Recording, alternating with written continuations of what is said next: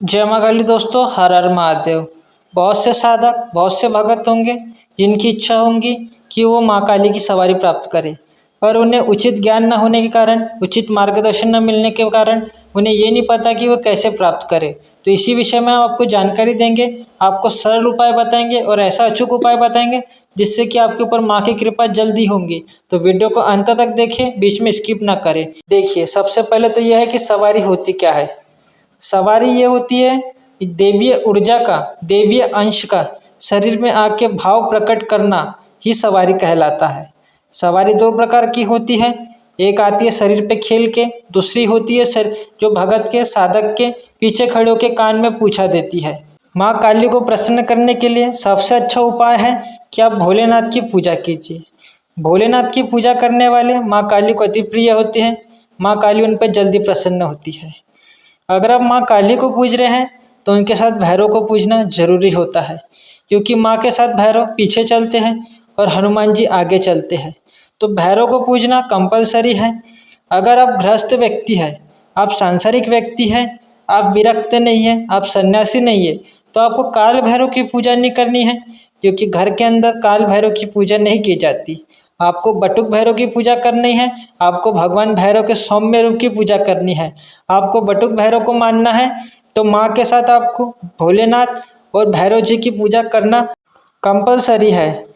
बिना भैरव जी के, बिना शिव जी के आप माँ काली की पूजा करते हैं तो आपको बड़ा ही टाइम लगेगा, बहुत समय बीत जाएगा, माँ जल्दी प्रसन्न नहीं होंगी। अगर आप शिव जी की उपासना करते हैं, भैरव जी की उपासना करते हैं तो माँ जल्दी प्रसन्न हो जाएंगी और आपकी पूजा जल्दी स्वीकार करेंगी। तो आप पूजा की शुरुआत कैसे करेंगे? सबसे पहले आपको जिस दिन भी आप शुरुआत करेंगे उस दिन आपको संकल्प कर लेना है कि माँ से जो भी पूजा करेंगे, जो भी नियम का पालन करेंगे, वो माँ काली की सवारी की प्राप्त करने के लिए करेंगे। बिना संकल्प के आपको नहीं करना है, संकल्प के साथ करना है। तो सबसे पहले आपको अपने घर के देवस्थान पे 2 टाइम की पूजा करनी है। माँ के नाम से सरसों के तेल का दीपक जलाना है, धूप दीप देना है। आपको ये नियम रोज का बना लेना है। ये नियम को आपको टूटने नहीं देना है, आपको रोज करना है। माँ काली को वचनभंगी लोग बिल्कुल पसंद नहीं है। ऐसे लोग बिल्कुल पसंद नहीं है जो वचन करके भूल जाए या कुछ दिन नियमों का पालन किए उसके बाद छोड़ दिए। तो आपको इस तरह से अपने पद से हटना नहीं है। कितना भी समय हो जाए आपको अपने पद पे बने रहना है और आगे बढ़ना है। ऐसा ही आपको दृढ़ संकल्प करके निरंतर आगे बढ़ना है, जब भी माँ प्रसन्न होंगी। अगला जो नियम है वह है मंदिर जाने का। आपके घर के आसपास जहाँ भी माँ काली का, माँ दुर्गा का या शिव जी का मंदिर हो, आपको वहाँ जाना है दर्शन करने के लिए। आपको वहाँ जाके पूजा करनी है, अगरबत्ती लगानी है और आपको अपनी हाजिरी दर्ज करनी है।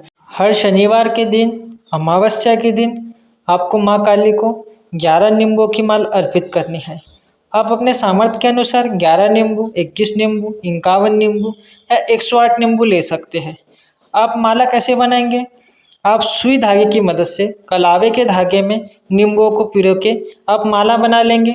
उसके ऊपर सिंदूर से आप उसको लाल कर लेंगे। उसको सरसों के तेल में सिंदूर मिला के नींबुओं को लाल कर लेना है। अगर आप उसके ऊपर इत्र लगा देते हैं जिससे माला सुगंधित हो जाएंगी तो और भी अच्छा हो जाएगा। उस माला को ले जाके आपको माँ काली को अर्पित कर देना है। उसके बाद आपको अगरबत्ती लगा देनी है मंदिर में और प्रार्थना करनी है। आपकी जो भी मनोकामना है, आपने जो भी संकल्प किया था, उसे आपको माँ के चरणों में प्रार्थना करनी है। अगला जो उपाय है वह है नाम जप, ध्यान करना।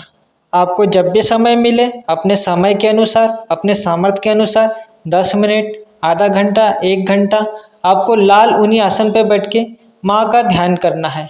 माँ का मन में नाम जप करना है। आपको अपने मन में माँ के स्वरूप का ध्यान करना है। इस तरह से आपको नाम जप और ध्यान करते रहना है।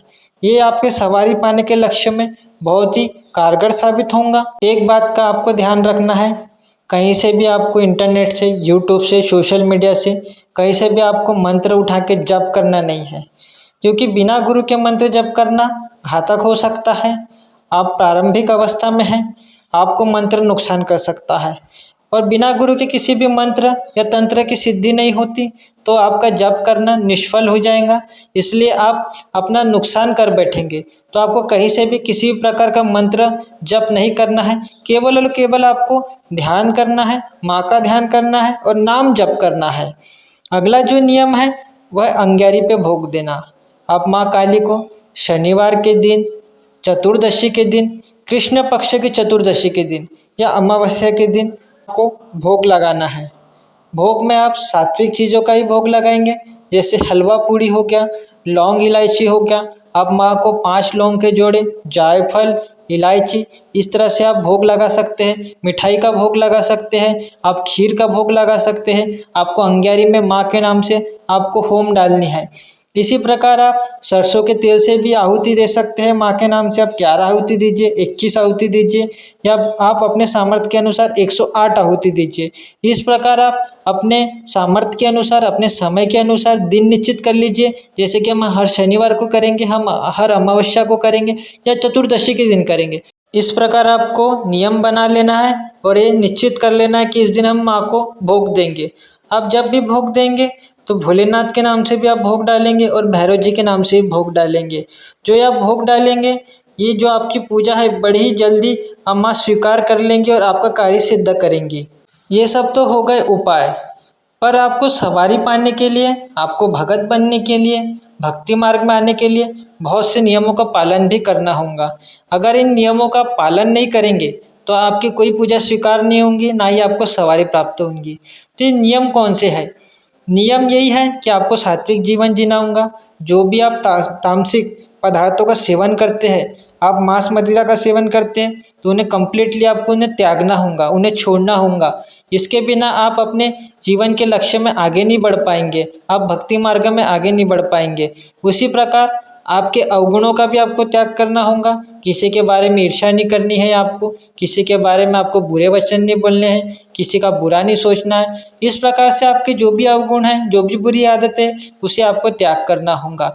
बिना इसके आप भक्ति मार्ग में आगे नहीं बढ़ पाएंगे, ना ही आपको सवारी प्राप्त होंगी। अगला जो महत्वपूर्ण नियम है वह है ब्रह्मचर्य का। आपको मन बुद्धि से ब्रह्मचर्य का पालन करना होगा। दूसरे के प्रति आपको दृष्टि अपनी स्वच्छ रखनी होगी। आपको अपनी काम वासना पे नियंत्रण रखना होगा। काम वासना जो है, आप जैसे जैसे भक्ति मार्ग में आगे बढ़ेंगे, जैसे जैसे आप माँ काली का आशीर्वाद प्राप्त करेंगे, काम वासना खुद ब खुद नियंत्रण में होती जाएंगी।